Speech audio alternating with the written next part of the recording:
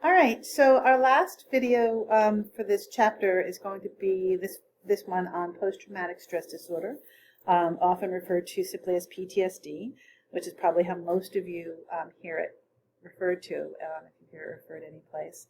And we tend to think about post-traumatic stress disorder.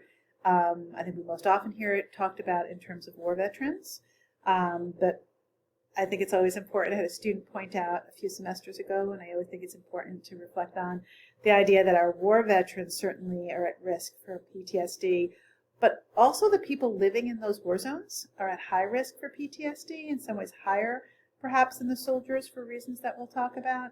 And anyone who has had a traumatic event happen to them, whether that's a natural event, like a hurricane, or a criminal event, like being attacked in some way. And so we'll talk about this a little bit more.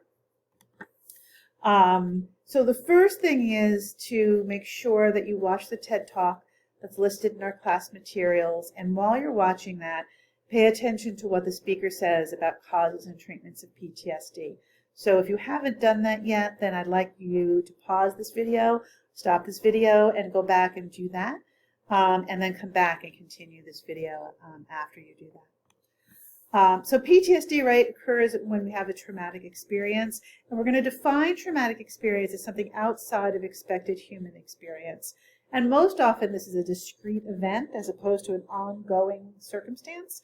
I have to say we're using this word culturally and even within mental health fields, we're using the word trauma in ways that are too broad. Or at least are broader than what we mean by trauma here. That having a difficult childhood certainly is impactful and probably informs your developmental trajectory, but having a difficult childhood because your parents divorced or because you grew up in poverty, those are significant things, but that's not the same as a traumatic event in the way that we're talking about it here. Here we're talking about something that most human beings assume will never happen to them. And that makes this a little bit different, right? And so, and that includes, in some ways, having a trauma, witnessing a trauma happening to somebody else can also be a traumatic event.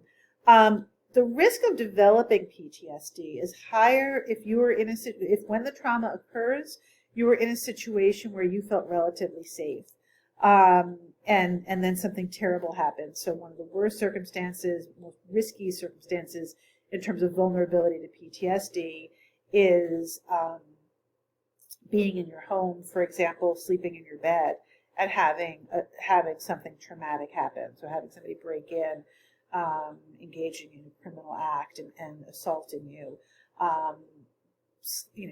Being in your home and having bombs dropping around you, right? Though you can't feel, if you're in the place you feel safest and then something terrible happens, it gets really hard to regain your sense of safety. And so that's before when I made reference to soldiers versus the people living in the war zone.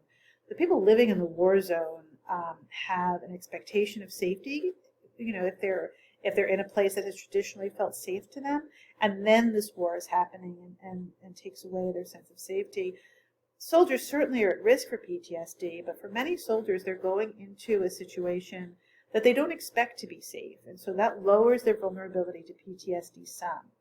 The thing that raises the vulnerability to PTSD for soldiers is that they're likely to experience repeated trauma.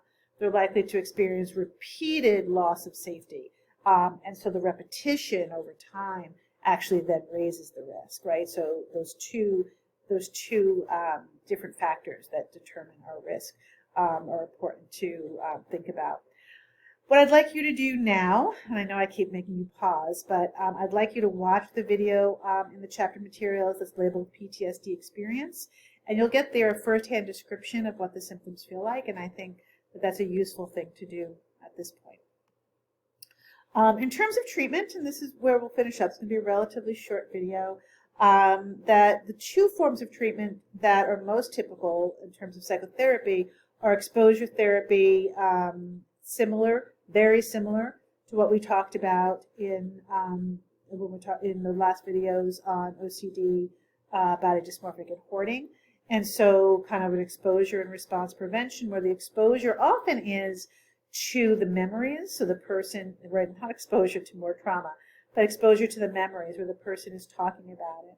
I actually just finished a session with somebody who's a veteran, the plan for next session is for him to come in and talk about a very specific memory of a very specific event that he has. So exposure here, rather than being to something real life and current, is exposure to the memory. So talking through that. And then the response prevention is probably, well, two things.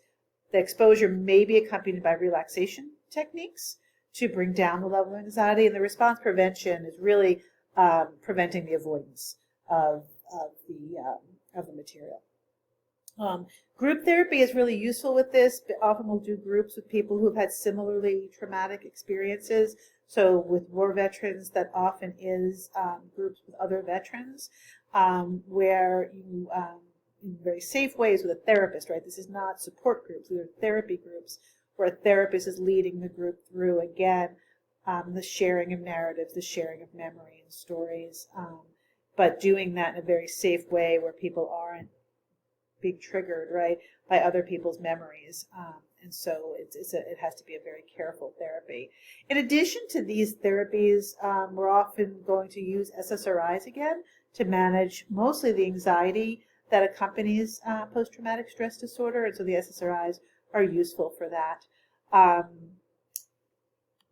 Okay, so that wraps that up. If you didn't pause and watch the other videos as you went along here, make sure you go back and do that and watch the ones that I made reference to.